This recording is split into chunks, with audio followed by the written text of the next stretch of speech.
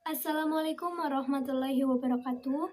Kami dari kelompok 5, di sini kami akan mempresentasikan tentang ketentuan dan pencatatan modal koperasi.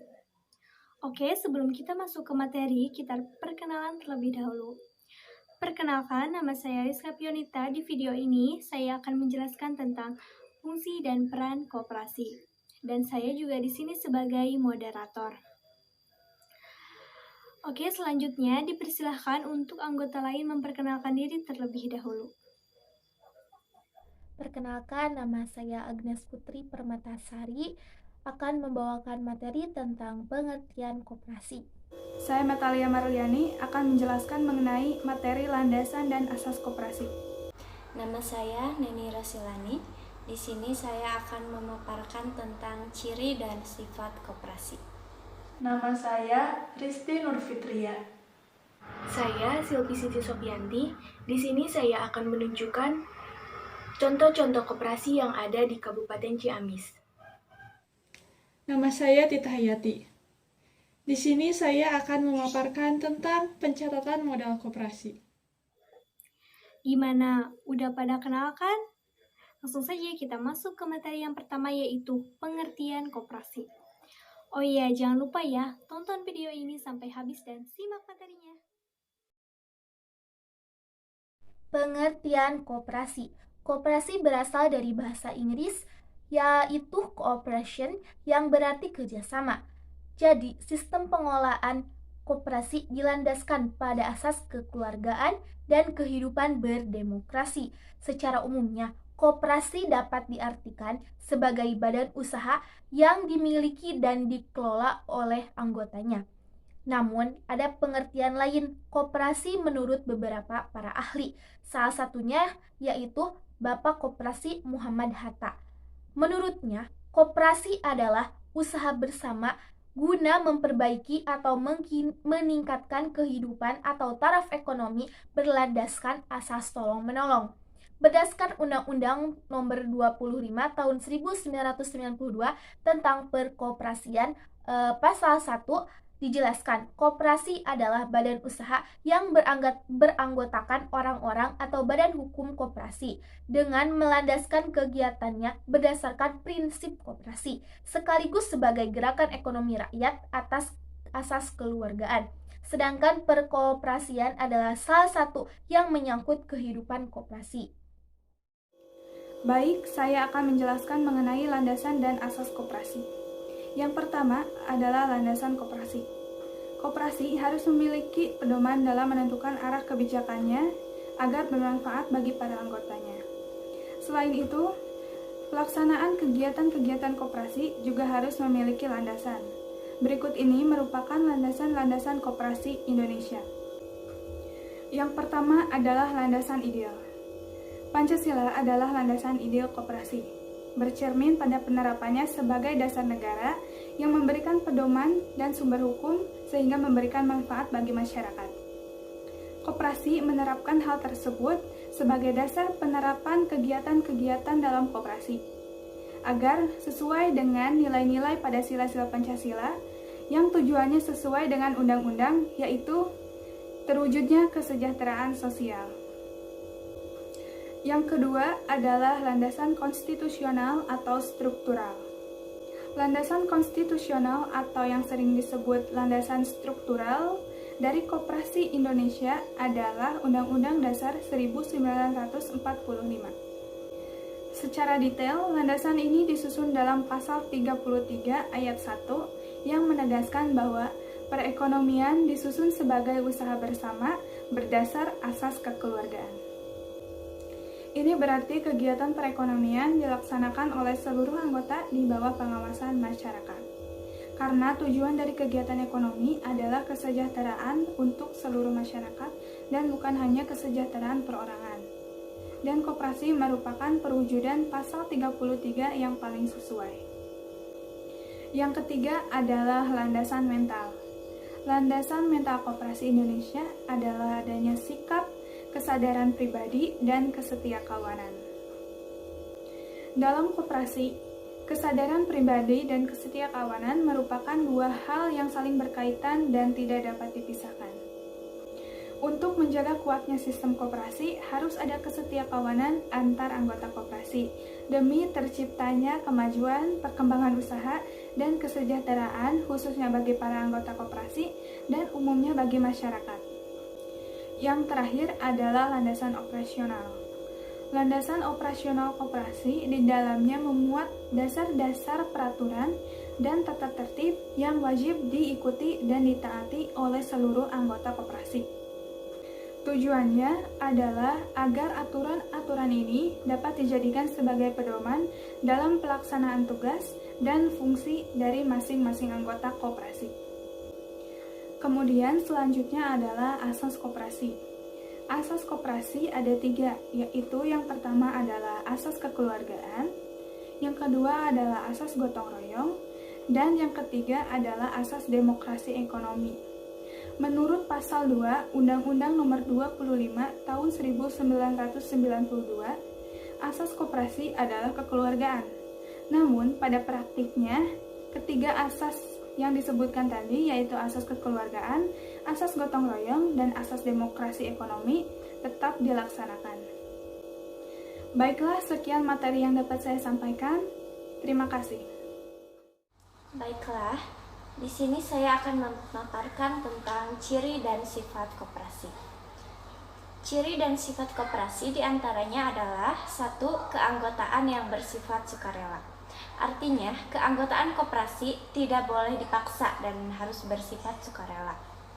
Tiap anggota juga boleh mengundurkan diri kapanpun sesuai dengan syarat dan ketentuan yang telah disepakati. Yang kedua, kekuasaan tertinggi ada pada rapat anggota. Rapat anggota biasanya dilaksanakan sekali tiap tahunnya dan menjadi kekuasaan tertinggi dalam koperasi. Yang ketiga, berasas kekeluargaan. Hal ini tertuang pada Undang-Undang Nomor 25 Tahun 1992 Pasal 2, di mana koperasi berlandaskan pada Pancasila dan Undang-Undang Dasar 1945 serta berasas kekeluargaan. Yang keempat, bersifat non-kapitalis. Artinya, pembagian sisa hasil usaha atau SHU tidak didasarkan dari besarnya modal yang ditanamkan oleh anggotanya, tetapi berdasarkan jasa yang diberikan oleh anggota kepada koperasi.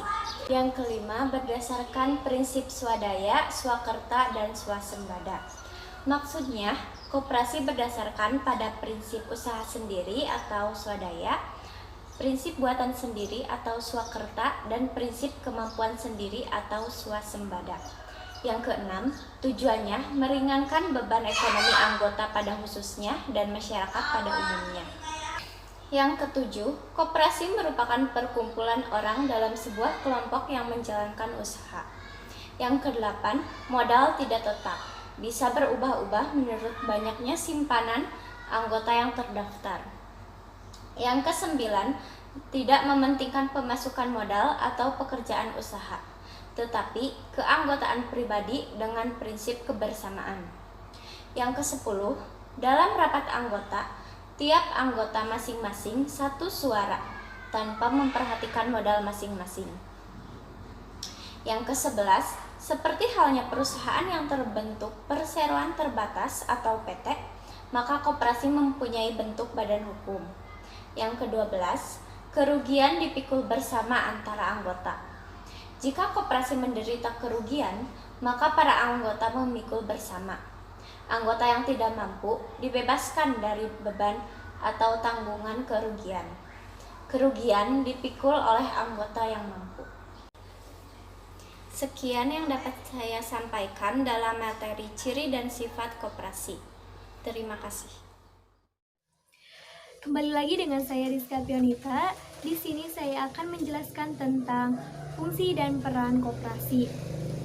Sesuai dengan pasal 3 Undang-Undang Nomor 25 Tahun 1992 disebutkan bahwa koperasi bertujuan memajukan kesejahteraan anggota koperasi pada khususnya dan masyarakat pada umumnya, serta ikut membangun perekonomian tatanan nasional dalam rangka mewujudkan masyarakat yang maju, adil, serta makmur yang berlandaskan Pancasila dan Undang-Undang Dasar 1945. Tadi saya sudah jelaskan bahwa tujuan koperasi yaitu untuk mensejahterakan anggota koperasi tersebut pada khususnya. Serta ada juga fungsi koperasi secara umum adalah 1. Alat untuk meningkatkan taraf kehidupan bangsa. Oke, yang kedua yaitu alat untuk memelihara sifat gotong royong bangsa. Yang ketiga yaitu alat untuk melaksanakan demokrasi ekonomi Pancasila. Yang keempat yaitu alat untuk memperkuat perekonomian bangsa. Ketika suatu lingkungan masyarakat atau daerah, ketika perekonomiannya sudah kuat, stabil, baik, maka itu akan sangat berpengaruh terhadap bangsa Indonesia.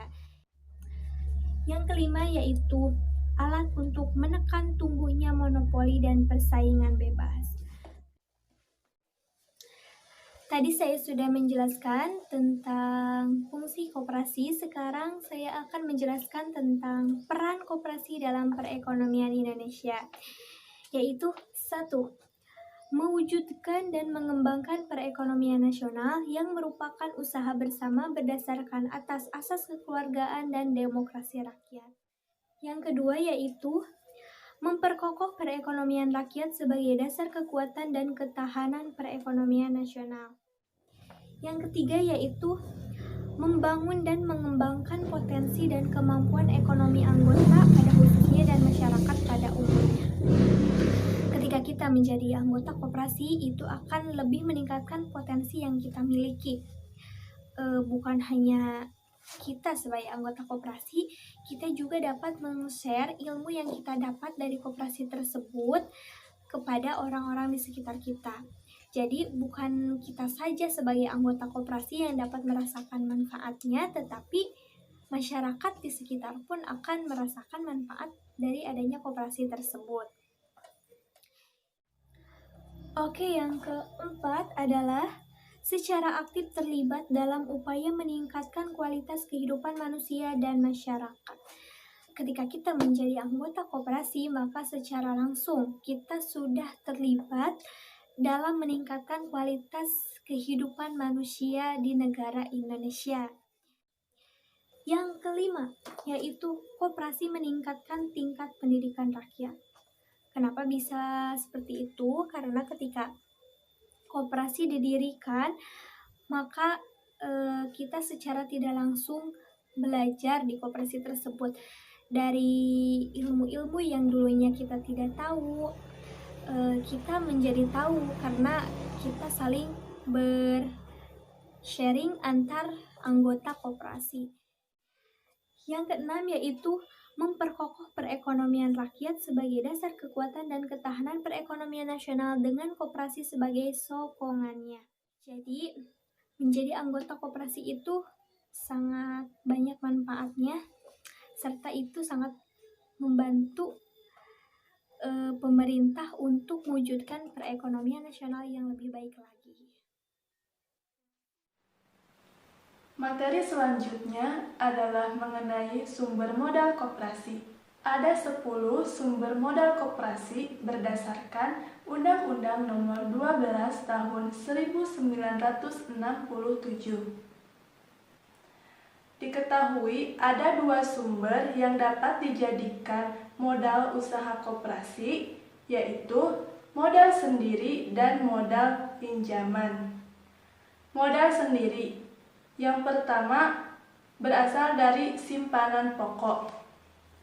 Simpanan pokok adalah sejumlah pengorbanan berupa uang yang dikumpulkan saat masuk menjadi anggota untuk kas koperasi. Yang kedua, simpanan wajib. Simpanan wajib adalah sejumlah uang yang wajib dibayarkan oleh anggota dengan tujuan untuk mencukupi kebutuhan dana yang hendak dikumpulkan. Yang ketiga, dana cadangan. Dana cadangan adalah dana yang digunakan untuk memupuk modal sendiri dan bisa juga untuk menutup kerugian koperasi apabila diperlukan. Dana cadangan ini berasal dari uang yang disisihkan dari sisa hasil usaha. Yang keempat, hibah atau donasi. Hibah atau donasi adalah sejumlah pemberian kepada koperasi yang dapat digunakan untuk mengembangkan suatu koperasi. Hibah atau donasi ini bisa berupa uang ataupun barang. Selanjutnya, sumber modal dari modal pinjaman. Yang pertama, ada modal pinjaman dari anggota.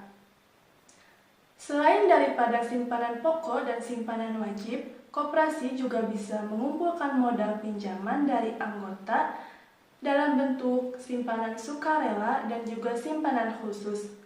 Simpanan sukarela adalah uang titipan dari anggota yang sewaktu-waktu dapat diambil kembali. Simpanan khusus adalah pinjaman dari anggota yang digunakan untuk membiayai kebutuhan tertentu. Tujuannya, imbalan jasa dan tata cara pengembaliannya diatur dalam peraturan khusus. Selanjutnya yang kedua, modal pinjaman koperasi atau badan usaha lainnya. Koperasi bisa mendapatkan modal tambahan dari koperasi atau badan usaha lainnya dengan kerjasama yang saling menguntungkan. Yang ketiga, bank atau lembaga keuangan lainnya. Koperasi bisa mendapat pinjaman modal dari bank dengan mengajukan persyaratan. Di antaranya adalah rencana penggunaan modal atau rencana usaha, rencana pengembalian kredit, dan jaminan barang yang sesuai dengan jumlah besarnya pinjaman. Yang keempat, obligasi. Obligasi adalah surat berharga yang merupakan hutang jangka panjang yang harus dilunasi beserta bunga tetap dan pada waktu yang telah ditentukan. Untuk menerbitkan suatu obligasi harus mendapatkan izin dari Badan Koordinasi Penanaman Modal dan memenuhi persyaratan. Yang kelima, sumber lain yang sah. Pinjaman lain bisa didapatkan juga dari sumber lain yang sah.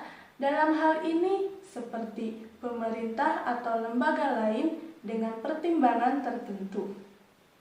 Yang keenam, modal penyertaan. Modal penyertaan berasal dari masyarakat atau pemerintah. Modal penyertaan dari pemerintah termasuk BUMN yang memberikan bantuan kepada koperasi yang berpotensi. Setelah usaha koperasi ini berjalan lancar, maka modal penyertaan bisa ditarik kembali. Selanjutnya, modal penyertaan bukan dari pemerintah. Modal yang bukan dari pemerintah berasal dari perorangan atau lembaga swasta. Jadi itu dia 10 sumber modal koperasi. Yang pertama ada simpanan pokok, yang kedua simpanan wajib, yang ketiga dana cadangan, yang keempat hibah atau donasi, yang kelima modal pinjaman anggota, yang keenam modal pinjaman koperasi atau badan usaha lain, yang ketujuh bank atau lembaga keuangan lainnya, yang kedelapan obligasi, yang kesembilan sumber lain yang sah, dan yang ke-10 modal penyertaan. Baiklah, untuk materi selanjutnya, di sini saya akan menunjukkan contoh koperasi-koperasi yang ada di Kabupaten Ciamis. Tertulis dalam situs blog infoindonesianews.com, tercatat ada 604 koperasi di seluruh wilayah Kabupaten Ciamis, sebanyak 277 koperasi yang tidak berjalan. Koperasinya terdaftar di database, namun tidak berjalan. Ujar Kepala Seksi Koperasi, Dinas Koperasi, UKM dan Perdagangan, Bapak Haman Heriaman. Selain itu, alasan banyaknya koperasi yang tidak berjalan, salah satunya adalah adanya pergantian kepengurusan. Langsung saja, beberapa contoh koperasi yang ada di Kabupaten Ciamis. Yang pertama, Dinas Koperasi UKM dan Perdagangan terletak di Jalan Jenderal Ahmad Yani, nomor 171 Kertasari. Yang kedua, ada Koperasi Sejahtera Bersama Ciamis, terletak di Jalan Jenderal Sudirman, Ciamis. Yang ketiga, ada Tunas Arta Mandiri, terletak di Jalan RAA Kusuma Brata nomor 27 Kertasari.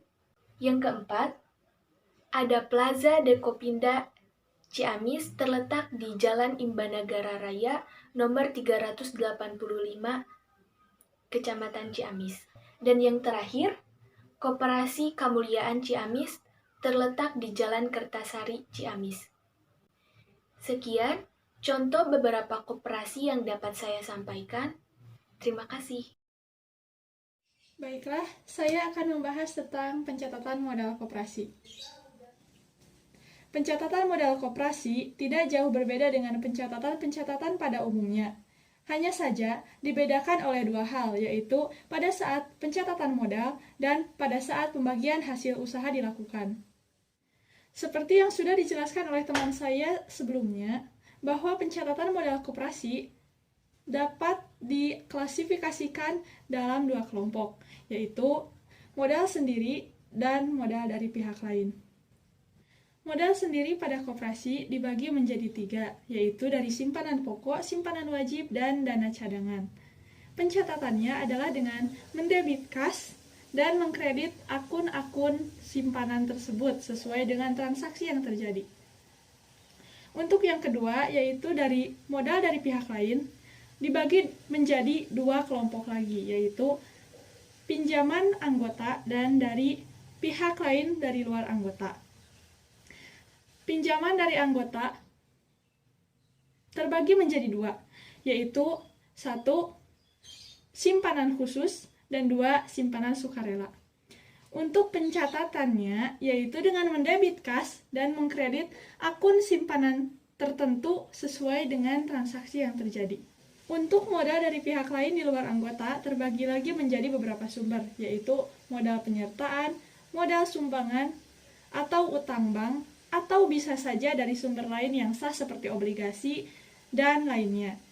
Pencatatannya adalah mendebit kas dan mengkredit akun-akun yang sesuai dengan transaksi yang terjadi. Selain dengan sumber-sumber modal yang sudah saya sebutkan tadi, terdapat juga penghasilan koperasi yang didapatkan dari meminjamkan uang kepada anggota atau piutang kepada anggota.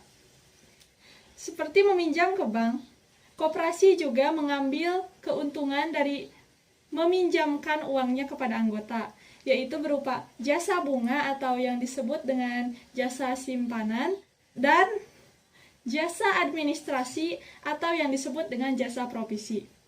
Pencatatannya adalah dengan mendebit kas dan mengkredit piutang yang dibayarkan, jasa administrasi tersebut atau jasa provisi, dan jasa simpanan yang sudah ditentukan, biasanya berupa dengan persentase dari piutang yang diberikan.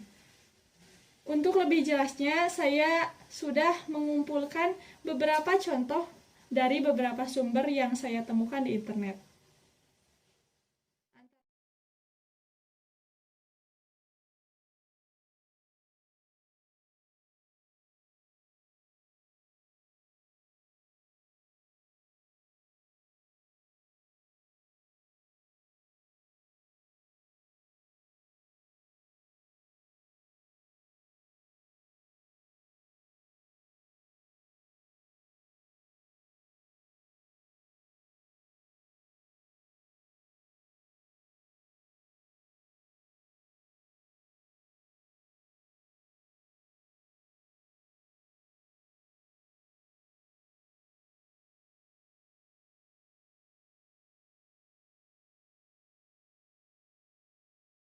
Mungkin demikian yang dapat saya sampaikan tentang pencatatan modal dalam koperasi. Semoga bermanfaat dan mudah dipahami oleh teman-teman semua.